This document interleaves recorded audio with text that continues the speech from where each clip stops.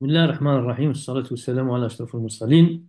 Chers étudiants, nous allons voir dans cette vidéo donc un tout nouveau chapitre qui a été introduit dans les RPA 2024 et qui est très intéressant puisque je pense qu'il va ouvrir une voie dans le futur concernant ce qu'on appelle la réduction des réponses sismiques par introduction de mécanismes extérieurs donc à la structure afin d'aider la structure dans son comportement sismique.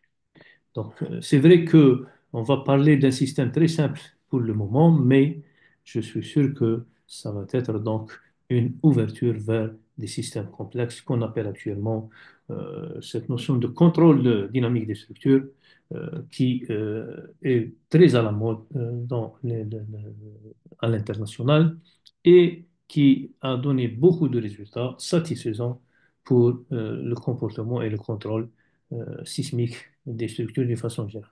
Donc, on va voir ce qu'on appelle l'isolation sismique à la base, qui, comme je dis, donc, c'est la base de la réduction du comportement sismique. On entend souvent aujourd'hui, donc, euh, on est allé vers des structures donc intelligentes, smart structures, qui ont des systèmes de contrôle donc beaucoup plus sophistiqués et qui contribuent énormément à la réduction de la réponse sismique. Donc, le RPA commence à donner de l'importance à ces types de structures parce que on commence à voir en réalisation donc l'introduction de ces types de mécanismes, donc, si vous voulez, dans les structures pour minimiser les structures. On en voit donc surtout pour les structures importantes, donc on essaye de les isoler pour le moment afin donc de réduire son comportement, le comportement donc sismique. Donc, bien sûr, ce mécanisme, donc, ou bien ce système mécanique qui est ajouté, le RPA le considère donc uniquement pour les structures neuves isolées, donc à la base, d'accord? Cette réduction donc, sismique se fait en augmentant la période fondamentale avec ou sans ajout d'amortissement, d'accord? Donc, dans les RPA 2024, donc, on s'intéresse beaucoup plus au dimensionnement des structures sur appui parasismique. Dans ce type de structure, donc, il faut imaginer le comportement de structure et le comportement du mécanisme ou bien du système d'isolation qui est sous la structure. Ça, c'est très important. Donc, il y a deux comportements donc, qui sont en parallèle pendant l'action sismique. Il faut que ces deux comportements travaillent ensemble pour réduire donc, la réponse sismique. D'accord? Donc, comme j'ai dit, le système d'isolation est posé directement au-dessous de la masse principale. Et puis, donc, c'est quoi? C'est des ressorts ou amortisseurs, donc linéaires ou non linéaires, qu'on va ajouter pour aider la structure dans son comportement. D'accord? Alors, comment réduire la réponse sismique?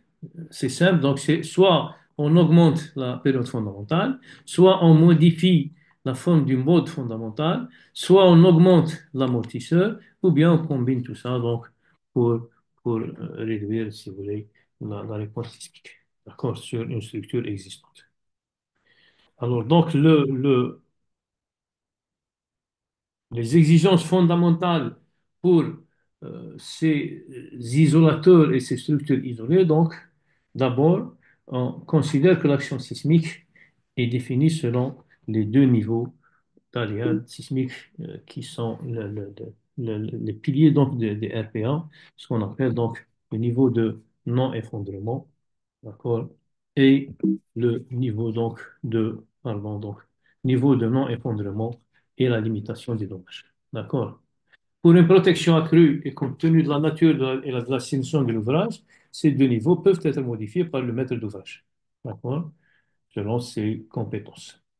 Et donc, il faut qu'il y ait une fiabilité et une grande fiabilité du système d'isolation et de leur ancrage. D'accord? Et enfin, donc, appliquer un coefficient de majoration gamma X pour cette fiabilité. D'accord?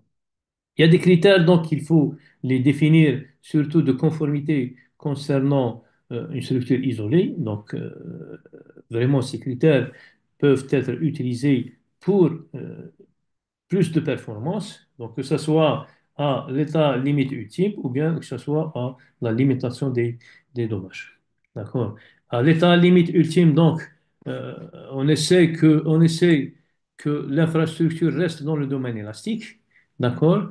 Que les réseaux vitaux doivent être dimensionnés pour résister à un déplacement relatif en prenant un coefficient donc, de sécurité gamma X pour les bâtiments 1,3. Et comme j'ai dit, donc, pour une grande fiabilité, prendre un gamma X égal à 1,3 sur les déplacements et les réactions transmises par l'isolateur. Concernant la limitation des dommages, les réseaux vitaux doivent rester dans le domaine élastique, d'accord? Et bien sûr, appliquer les dispositifs réglementaires vis-à-vis de la justification de la sécurité, surtout ce qu'on appelle les déplacements inter-étages doivent être contrôlés et vis-à-vis de la sécurité. Quelles sont les dispositions générales de dimensionnement? Donc, comme j'ai dit, il y a d'abord le bâtiment et puis il y a les dispositifs d'isolation. Donc, ça, il faut des dispositions générales concernant ces deux parties, concernant la structure isolée. Donc, pour le bâtiment, il faut rester très simple. Il faut avoir des régularités donc, en plan et en élévation, une grande résistance, rigidité dans les deux directions, une rigidité vis-à-vis de la torsion et avoir donc une action des diaphragmes au niveau des planchers. C'est-à-dire que éviter les déformations des planchers dans le plan. Par contre, pardon, en dehors du plan. Par contre, pour les dispositifs d'isolation, donc, il faut prévoir un espace suffisant entre la superstructure et l'infrastructure en cas d'inspection ou d'entretien ou de remplacement donc, de l'isolateur. Il faut les protéger, ces isolateurs, contre les incendies, les attaques chimiques ou biologiques. Et bien sûr, les matériaux utilisés dans ces dispositifs d'isolation doivent être conformes aux normes en vigueur. D'accord? Toujours pour les dispositions générales de dimensionnement, vis-à-vis des déplacements, donc, comme j'ai dit, il faut prévoir un espace pour que le mouvement soit libre dans toutes les directions de la structure, de la superstructure, donc isolée. Donc, il faut prévoir un espace suffisant. Et puis, il faut faire des contrôles, des inspections, des surveillances, donc continues au fur et à mesure de ces dispositifs d'isolation pour qu'ils restent fonctionnels pendant le temps voulu, avec un programme d'instrumentation pour le suivi. Alors, quelles sont les règles de calcul? Donc, pour les règles de calcul, la première des choses, donc les RPA recommandent, quelles que soient les conditions, de commencer d'abord par par la méthode statique équivalente. D'accord? L'utilisation de la méthode statique équivalente au début va nous donner donc une idée sur le niveau minimal de conception concernant les forces et les déplacements. D'ailleurs, donc la méthode statique équivalente est toujours recommandée dans une conception préliminaire si l'analyse dynamique est requise. Donc là, donc on aura un niveau, donc une idée sur la valeur minimale, donc si vous voulez, des forces et des déplacements. D'accord? Dans ce cas, donc, l'action sismique est définie par ces deux composantes horizontales et verticales, et on utilise bien sûr les spectres de réponse élastique horizontale et verticale des RPA 2024, comme indiqué dans les règlements. D'accord. Maintenant, si les bâtiments de groupe A ou bien les bâtiments qui se trouvent à une distance de la faille la plus importante, à moins de 15 km, là, il faut prévoir des spectres spécifiques qui sont spécifiques au site en prenant en compte les effets proches de la source, donc ce qu'on appelle les effets de site. D'accord?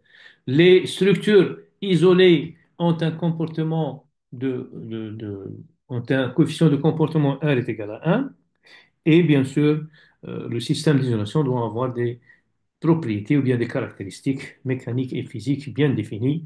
Ces caractéristiques donc du système d'isolation, on va prendre les valeurs les plus défavorables qui ont été atteintes pendant la durée de vie donc du système d'isolation et doivent refléter la vitesse du chargement, l'amplitude de la charge verticale simultanée, l'amplitude de la charge horizontale dans la direction transversale, la température et l'influence de l'évolution des propriétés dans le temps.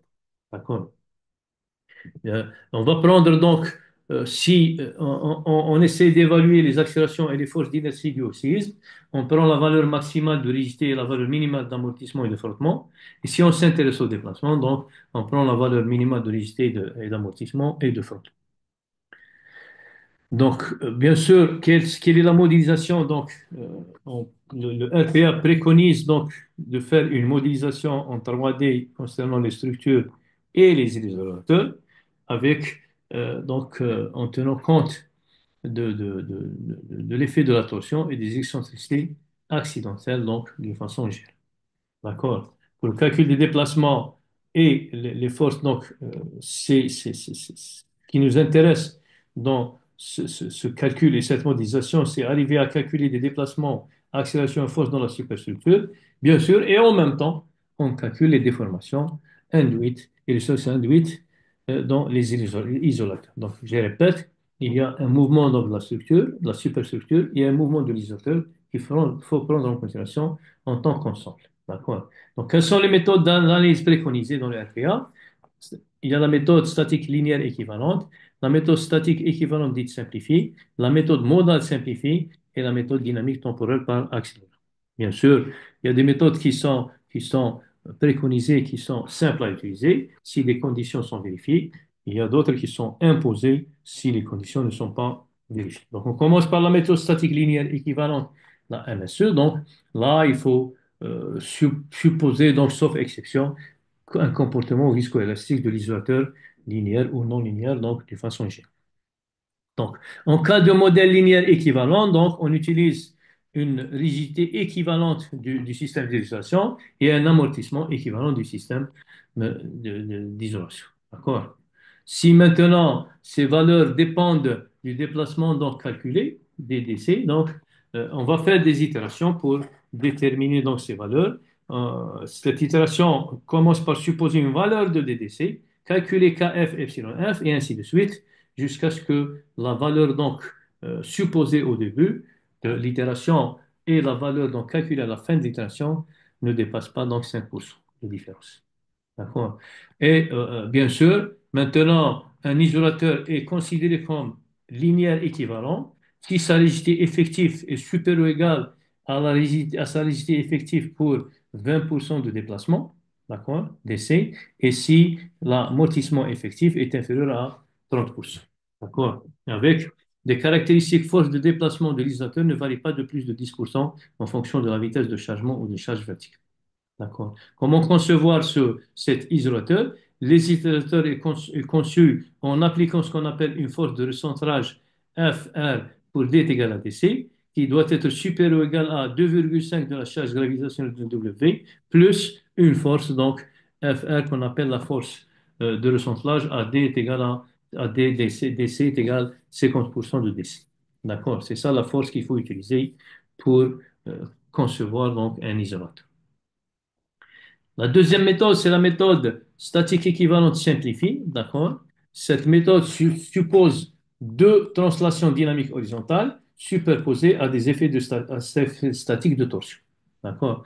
Dans ce cas, donc, on suppose que la superstructure est un solide rigide, donc c'est un mouvement de corps rigide, en translation au-dessus de l'isolateur avec une période de transition T effectif est égal à 2pi racine de m sur K effectif, avec donc comme condition, cette méthode est appliquée lorsque l'excentricité est inférieure à 7, inférieure ou égale à 7,5% de la longueur de la structure. D'accord? Maintenant, si cette condition est vérifiée, donc négligez la tension dans le calcul de cas effectif.